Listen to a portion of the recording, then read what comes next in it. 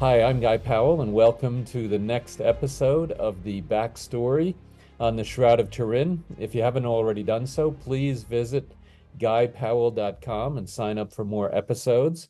I am the author of the new book, The Only Witness. It's a historical fiction tracing a possible history of the Shroud over the last two millennia. Today, we're speaking with Tony Cunliffe, and he is a Shroud researcher and author. And as a matter of fact, I just got his book called The Case of the Missing Body. And it's kind of interesting. I thought he covered quite a bit in this, and it's definitely worth looking at and get a very good review of the top issues surrounding the Shroud. And so Tony, he had done a lot of things in his life, a retired financial planner, but now he's an author, a Christian author, and also a public speaker on the Shroud, and of course speaking about his book, The Case of the Missing Body. So with that, let's get started. So Tony, so what got you involved in the Shroud? What is your backstory? Well, before we go to my backstory, I've got to show the viewers a copy of your book, my friend. That's right. Well, we're both in the Okay. same thing. Fantastic. Thank you for doing that. I appreciate it. And I And think I should it's mention that it was it I was believe I was one of the first people in the UK to buy this book. And I did read it cover to cover in preparation as part of my research for the case of the missing body. So there we go. fantastic. Well, thank you so much. I hope it helped. I had Very so much much so. fun writing that book and learning history and a lot of different topics that I never thought I'd ever have to learn, and now Yeah, I know them. yeah, So yeah. Well, my backstory then, well, it doesn't go back that far really, because I can go back to actually a definite date, Sunday, the 12th of February last year, 2023. I was having a walk with a friend of mine called David Thomas. David's probably the most knowledgeable man I know. And he started to tell me that he'd been to this seminar called The Evidence That There Is No God. He thought he'd go along because he wanted to find out what the evidence was. And he wasn't very impressed with the meeting at all. And in fact, one of the speakers was rather dismissive of Christian beliefs.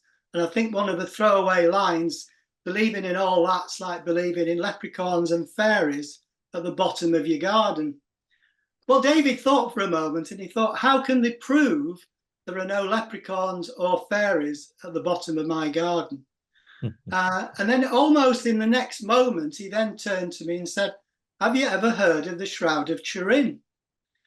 And I must confess, when he asked me the question, I thought, well, I know a little bit about it, but not much. Anyway, he went on to explain the basics of it, the superficial image, that science hasn't been able to prove how it got there. But he also mentioned some radiation experiments. He'd seen a video somewhere that involved a Faraday cage.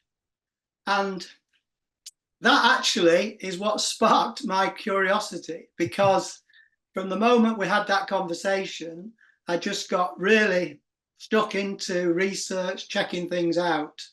And in fact, one of the reasons I'm here today is because of you, Guy Powell, because one of the first programs I watched was your good self interviewing Michael Kowalski, who's involved as the editor of the British Society for the Turin Shroud. I'm sure you know Michael very well. absolutely, I'm not one he of is these really people. very knowledgeable. Yeah. Yeah, I'm not one of these people that says I'm God spoke to me. But what I would say is God does work in mysterious ways. And there are several examples of that that I can tell you about in this conversation. So anyway, I watched, the program, and then something said to me, you need to contact Michael Kowalski. So shortly after, I sent Michael an email, joined the British Society for the Turin Shroud, and probably shortly after, got to meet the man. And you've already sort of very kindly highlighted my book. Well, if readers do get hold of the book, they'll find the foreword was written by Michael Kowalski. And Michael was also very, very helpful to help me with some of the technical issues along the way. So great help to that. And I met his wife, Lynn Kowalski, as well. And they've been really helpful to me over this last 12-month period. Yeah, they're pretty good. Although I'm a little bit surprised that you said that the Faraday cage sparked your interest. I thought Faraday cages were supposed to minimize sparks. Well, I'm not very, when it comes to technicalities and that side of it, I'm not that knowledgeable really, but I'm saying that's what sparked my interest. Now, so I started to read books, watch video channels, YouTube, and I came across a YouTube presentation by a Catholic priest, Father Eamon Kelly, and he'd actually was based at the Notre Dame Institute in Jerusalem, and he'd been doing some.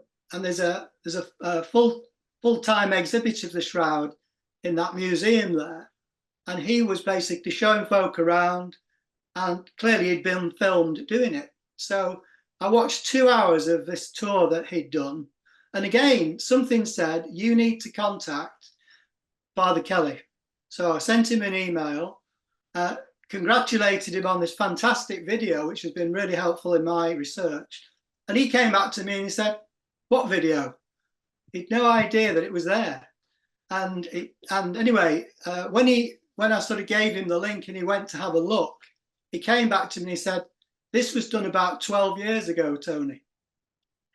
And it seems that there was an American or Canadian maybe film company that had actually filmed and then gone away. And then amazingly, the video seemed to be re-released the very month that I was doing my research, which was back in March last year. Now, there's actually 2 people written a forward in the book. I've told you about Michael Kowalski. The second one was Father Eamon Kelly, and he was really helpful in basically helping me reach a conclusion in the book, because one of my motives for writing the book was, and maybe we'll come back to this, most of my family, even now, and friends don't share my Christian beliefs. And I actually some years ago wrote another book about heaven, how to get there and what to expect, which maybe if we've got time, I can mention that a little bit later. But my family and friends, most of them are still not sharing my beliefs. So I saw an opportunity here, because I thought if I could write a book about the Shroud, it clearly would tell the story of the passion, the crucifixion, and the resurrection of our Lord Jesus Christ. But I thought if I could do it in almost a subliminal way, that I could get the message over. Now, and the book really is written from a scientific, historical perspective. The idea is to encourage the reader to make their own mind up whether in fact they think the Shroud is authentic, a hoax, or something else. And to this day, I don't declare to anyone, even to you, Guy Parrell, whether I actually believe the Shroud is authentic or not, because I think it's important I keep that stance on that. But the reader's encouraged to actually make their own mind up. One of the first talks I did about the book was to a walking group, a luncheon club, and a very close friend of mine who's Jewish very kindly sat in and did a critique of it. And he was able to say to me how interesting he found the presentation. He didn't feel as if it was over the top Christianity. He thought it was a very balanced account.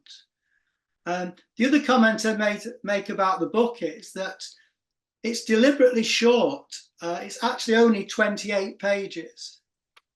I suspect most people watching your channel who are Shroudies or Shroud enthusiasts, they won't find much new in my book. But the idea of this book is to aim it at all those folk out there who know nothing about the Shroud. So it's basically coming at it from, if you know nothing about it, it aims to be like a concise summary, a good starting point. And then if folk want to get more involved, obviously they can obviously get hold of your book, Guy, or go on your channel, or other things as well. So that was the Absolutely. sort of emphasis of it. Yeah, that's what I liked about your book as well, was that it was concise and it was short, and it is for very well targeted towards those people that know just a little bit, or maybe know maybe even nothing about the Shroud, but Yeah. just want to get an easy read and an introduction to it. Because I think that leads then people to ask more questions. So, well, that was really interesting. What did this mean? Or, I think one of the other challenges that we, have as being Shroud researchers and writers is, to counteract those people that are non-authenticists, that believe that the Shroud is a fraud, Yeah. and it was, dated with radiocarbon dating to the 13th century and things like that. And I think what your book does is does a lot to get people across that hump there to start to ask more questions. I think also one of the chapters in the book is what the Bible says. And, it covers, the burial, it covers the passion, and it leaves the readers open to decide whether, in fact, the shroud Yeah. image was caused by the resurrection. It's left open to leave them to think about it. But I know that everybody who reads the book will have read the gospel, the key Mm. element to the gospel. And we never know, do we? I mean, people write books, and sometimes you wonder whether they have any effect whatsoever.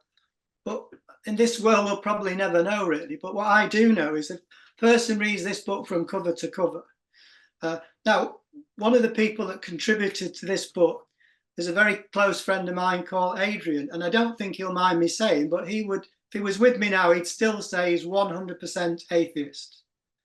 Now, I've mentioned a few times, it's amazing how God works. Adrian enhanced all of the images in the book. So all the beautiful images in there, he did that for me. Okay. And then a few weeks ago, he contacted me and he said, would I like to go to watch Richard Dawkins, who's a very well-known atheist, who's speaking about his new book in Salford, UK, at the end of November.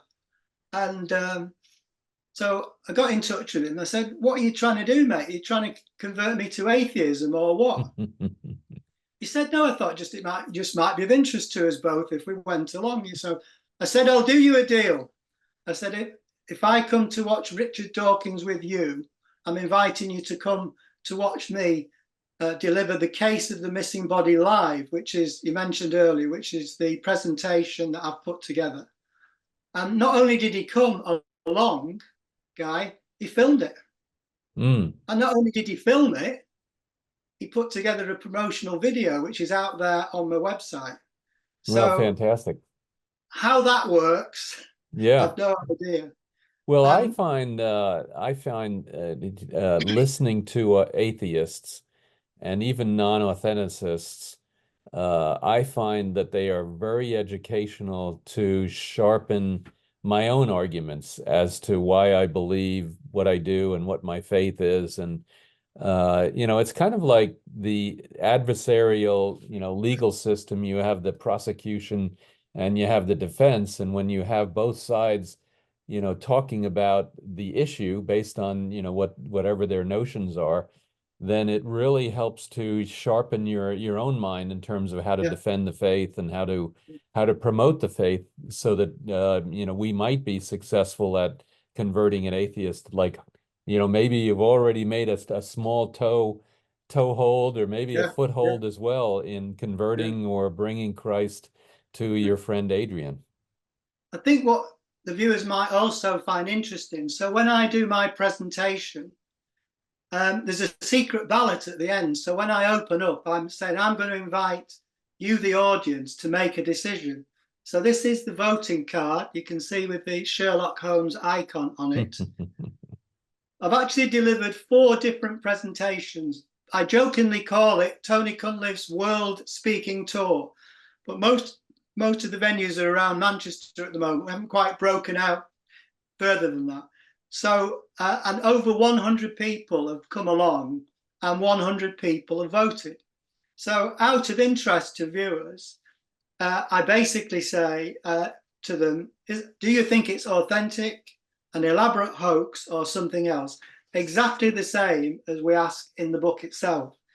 And this is what the results have been so far, and they've been quite consistent. So 52% of folk coming to the presentation think the shroud is authentic, 12% thinks it an elaborate hoax, and 36% think it's something else. Now, I've had discussions with Michael Kowalski about this, and unfortunately, we don't have the opportunity on the night to challenge people who are saying something else. But it's interesting that, as I say, that I could almost predict the next talk. It'll be along similar lines, really. So. Yeah. Well, I like, it would be interesting if you did have the opportunity at the end of the program, and I realize it's a secret ballot, but Yeah. it would be interesting to understand what about the 12%, what they were thinking and what their beliefs are or what have you, and just to try and understand that. I know in the US you have a lot of Christians that don't believe the shroud is real, and and that's okay. The shroud is not necessary, certainly, for our faith, but it is kind of interesting to see that you have this image on this cloth, and yet it seems to have been miraculously created, and it seems to have been there as the true burial cloth, and wrapped Jesus's body during the burial and resurrection. And and so it's kind of fascinating to understand what the arguments are on both sides, as to especially the hoax answers, and then the something else answers. Yeah. Well, one other observation is that at the beginning of the book and at the beginning of the talk, I invite people or ask them if they could please keep an open mind and review the evidence. Now, that is very difficult for anyone, because I think my atheist friend coming along to a talk will already have made his mind up before he comes through the door. So that is the challenge, really. How can we genuinely get people to have an open mind? And then, I mean, the other interesting thing would be, and maybe we can develop it, if people almost voted as they arrived, and then we compared the votes after the presentation to see if there's been any shift along the way. It would be interesting. Yeah, that would be very interesting. Talks is you limit, it depends really. I mean, because I'm aiming the talks at the general public, not people who are shroud enthusiasts, I'm probably limited to around an hour. Yeah. If it was shroudies present, we could probably do a couple of hours, but I think that wouldn't be merited to do that, really. Yeah. Well, and if that's your audience, which makes total sense, with that being your audience, that keeping it short and keeping the idea to at least start to open a mind to say, well, this is interesting. Maybe I should try and learn a little bit more. So what is the one message, do you think, that you wanted to get across in your book? What is the one key thing? But do you mind if I just briefly mention? Yeah, no, go ahead. That'll be I'll fine. bring it together. It would help me to bring it together, because as you were asking the question, this was going through my mind.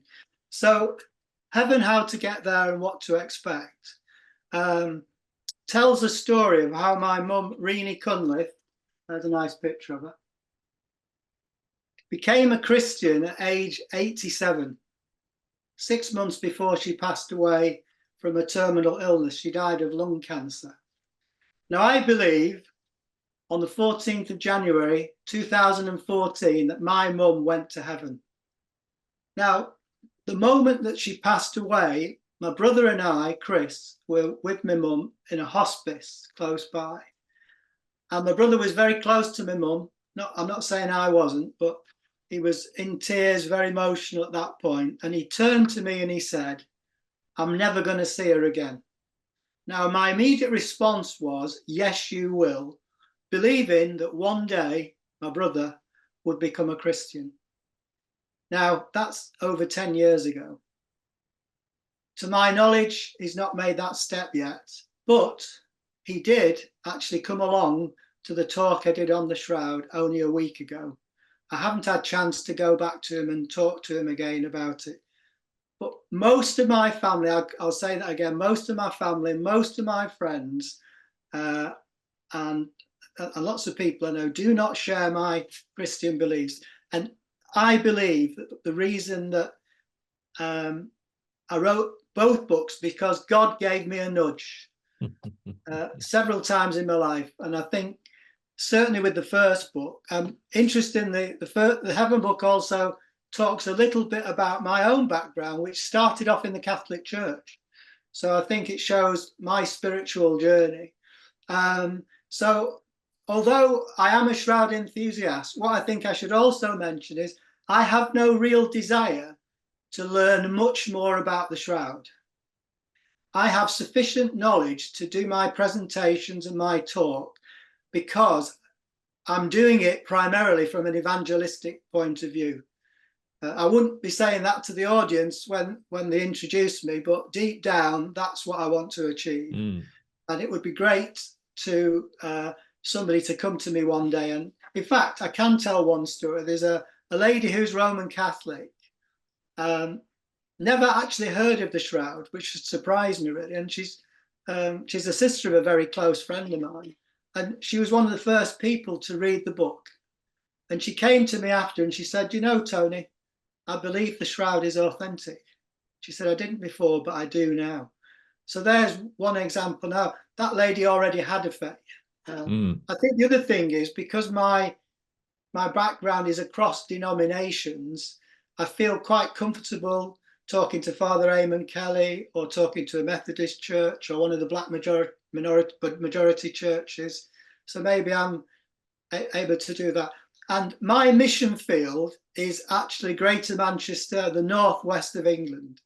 I would hope maybe from this program today that folks in the northwest of England might think it might be a good idea to get Tony along to our church or our meeting. I'm not saying I won't come to Atlanta, etc., but somebody's going to have to pay my expenses to come over there.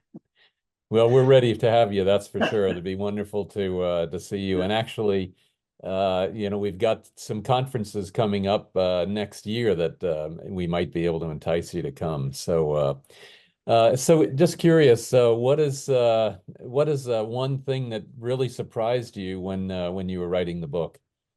Well, one thing that really surprised me was the size of the cloth, because I had this impression. Now, obviously, I've been a Christian most of my life and brought up as a Catholic. My impression of the Shroud was it was the face image, not the Sudarium of Oviedo, but just the image of the face.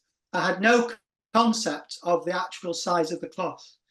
Now, another way that God's works in amazing ways is I have a very close friend who is in textiles. And when I was talking about the Shroud, and I said I could really do with a piece of cloth about 14 foot by 4. And Richard, he's called, he said to me, I've got one. He said, I retired several years ago. And he said, I've got these 2 pieces of cloth. And he said, I didn't want to throw them away. He said, I put them in my garage. And that piece of cloth I now actually use as a demonstration. It's not got the image of the Shroud on it, but it's the exact measurements of the Shroud. And I get 7 people to come out of the audience and actually hold on to the Shroud. So that was the thing that really sort of struck me straight away. I mean, there's lots of other things, obviously, but that to me, and to actually show an audience the size of the cloth, I think was quite effective. Yeah. Yeah, that is an interesting point because it is very big. You know, you don't realize that if you're, you know, if Jesus was about 5'10" maybe, that you need another 5'10" on the other side, plus a little bit, you know, to wrap around the head and another little bit for the feet, and all of a sudden you're at 14 feet. It's a very, very long cloth, and it's also it seems to be a very high quality cloth. That weave that's in there is also a very high quality weave. Yeah. I think just going back to the book for a moment, one thing that struck me when I was looking at it from the scripture and the Bible passages point of view, which didn't actually occur to me, was that John, clearly we know he was present at the crucifixion. We also know, or we can assume, I think, that he probably helped carry the body from the cross to the burial place. And there's every likelihood he was present in that initial covering of the body. And we also know that he was one of the first with Peter to actually arrive. Now, if, as I believe, that he actually witnessed, saw the body being wrapped in the burial cloths, and the next time he saw the shroud, the burial cloths were there, but the body was gone. Because there's a line that says he looked in and he believed. And that really struck me. He looked in and he believed. Yeah, that's a really powerful line. That's John 20 verse 9, I believe. And and it's interesting because when you think about the disciples before the resurrection, it's not quite certain that they believed. I mean, yes, they said they believed, and I'm sure that they did, but it wasn't kind of part of their full makeup. I mean, even Peter, denies him 3 times, before the cock crows twice. And so you're wondering whether they believed, but they weren't fully committed.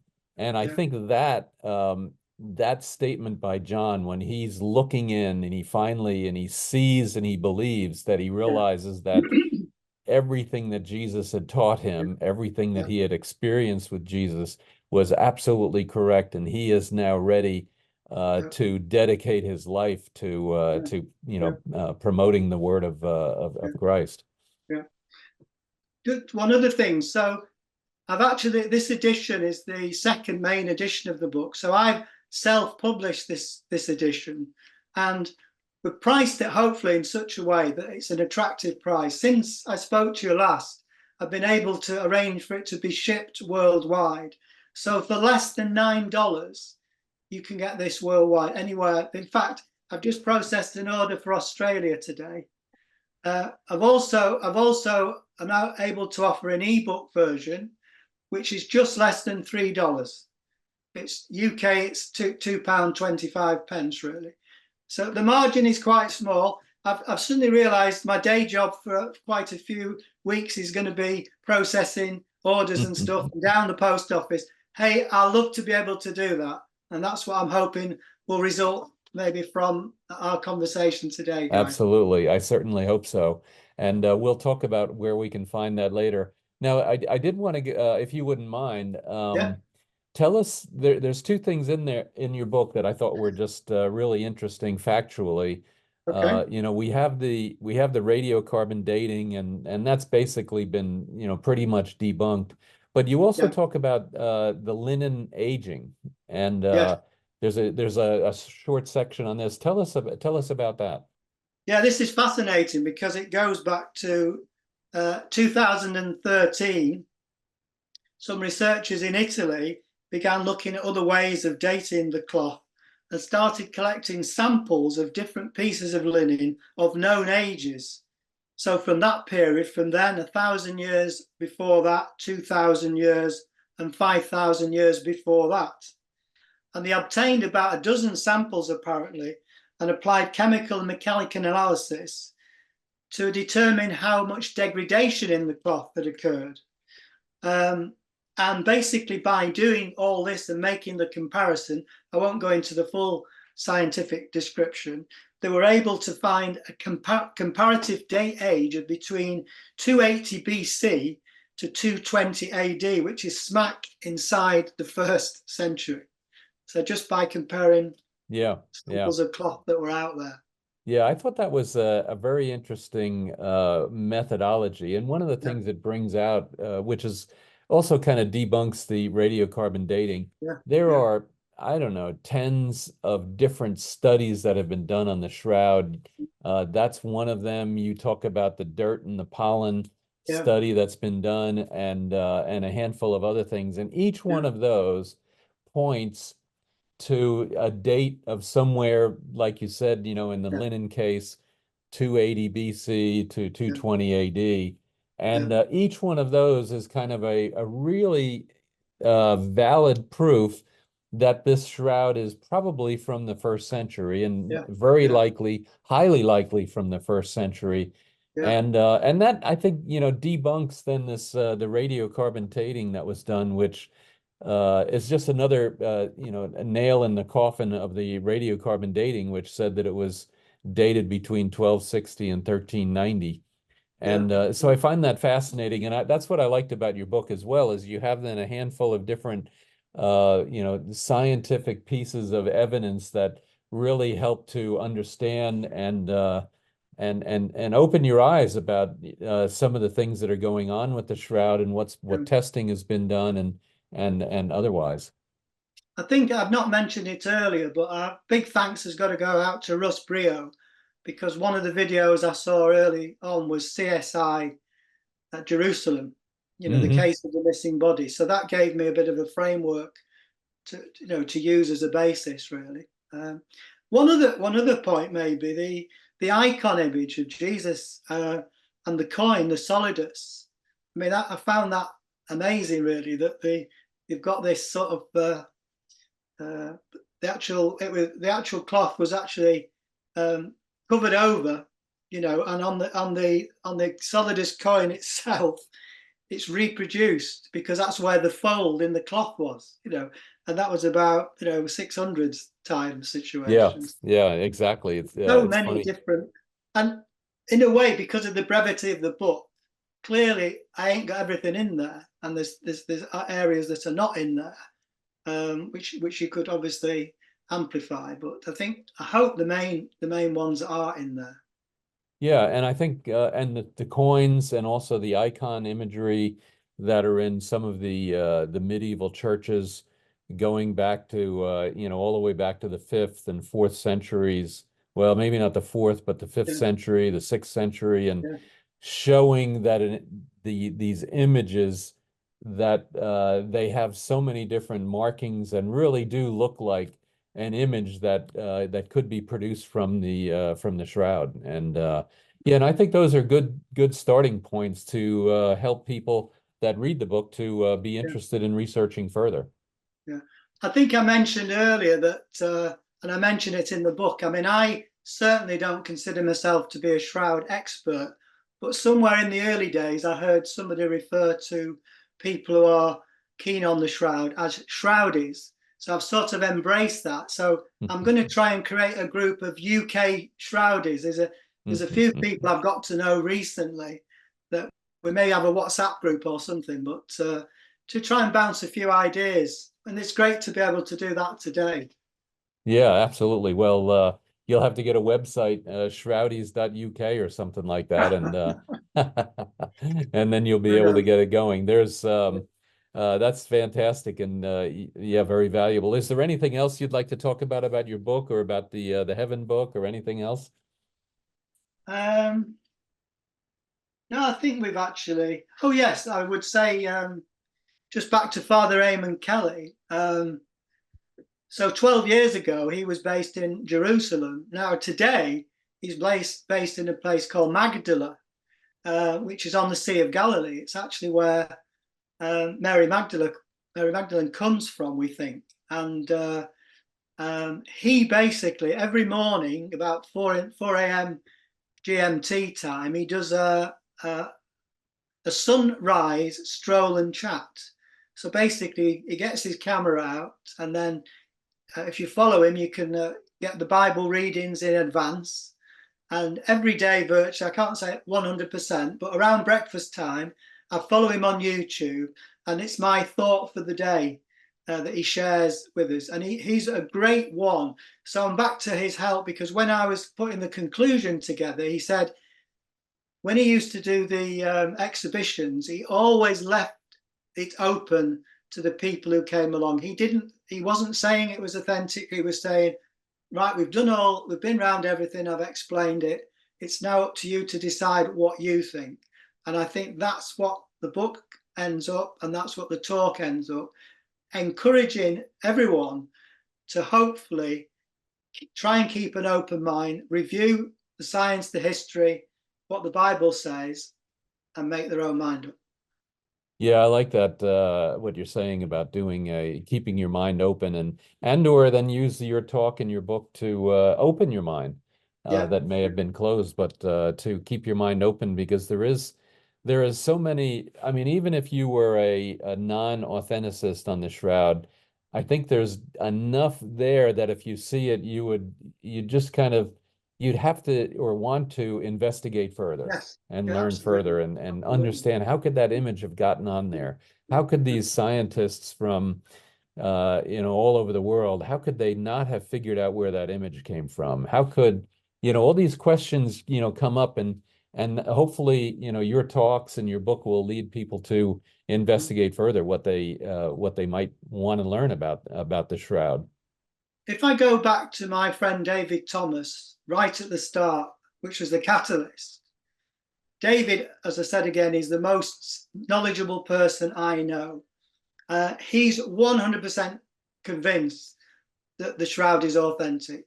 And he's aghast at all these people because he's been one of my best advocates. He's distributed a lot of books and sent stuff out, and he's amazed at some of the responses he gets. He just doesn't understand why people aren't able to see the evidence and keep an open mind along the way. And I think that's the challenge we've got is Yeah. basically, and maybe a short book or a short talk might just be something to start the ball rolling, hopefully. Yeah, absolutely. Well, Tony, thank you so much. Been very interesting and awesome to have you tell us about your story and how you got involved in the Shroud and then now your book. So where can people go to find out more about your book and about Well, you if and, I and can order just your leave book? that on the screen for a moment. Okay, so That's, tony-cunliffe.square.site. yeah, Okay. that's it. So, And we'll definitely post that with the video as well, yeah, so that right. it'll be connected to the video, and hopefully they'll reach out to Brilliant. you Yeah, and buy the book or download the ebook and go from there. So really brilliant. appreciate it. Okay. Yeah, thank you. So, and for the audience, definitely please stay tuned for many other videos in this series of the backstory on the Shroud of Turin. And if you could, please visit guypowell.com and sign up for more episodes. And if you like this one, please rate it with 5 stars. And in any case, buy my book. Thank you so much. Absolutely. Buy Guy's book. You won't Yeah. regret it. Thank you so much. One thing we didn't talk about was the history. So my book really starts with the history of the book and where it went after the Yeah. resurrection. And so and you'll find a summary of that in Tony's book. So fantastic. Yeah. Download Well, in Tony's fact, book at tony-cunliffe.square.site or then yeah. go to guypowell.com and download my book. Clearly, the reason I've done a very short summary, historical summary, is to encourage readers to actually to get hold of The Only Witness by your good self. Thank Then you you. get the full history. Absolutely. Thank you so much. Well, with that, Tony, thanks and so good to have you on. My pleasure.